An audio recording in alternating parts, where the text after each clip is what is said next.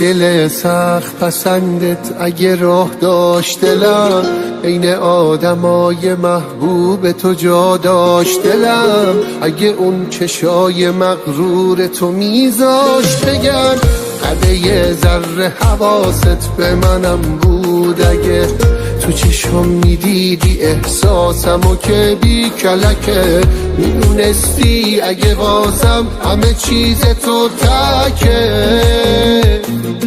کاری میکردم اینه سر زبونو بیفته، میارزه امتحانش ضرری نداره مفته.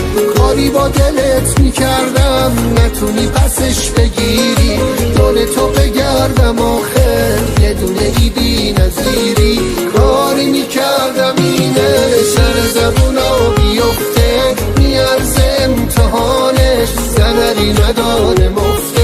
کاری با دلت میکردم نتونی پسش بگیری، دور تو بگردم آخر یه دونه ای بی نظیری.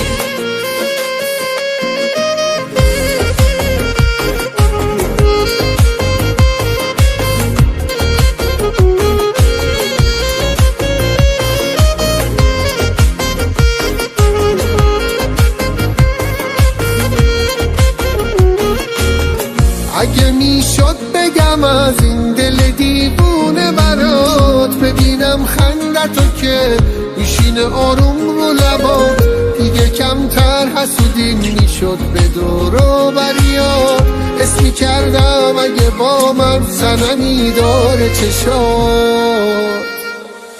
کاری میکردم اینه سر زبونا بیفته، میارزه امتحانش ضرری نداره مفته. کاری با دلت میکردم نتونی پسش بگیری، دور تو بگردم آخر یه دونه ای بی نظیری.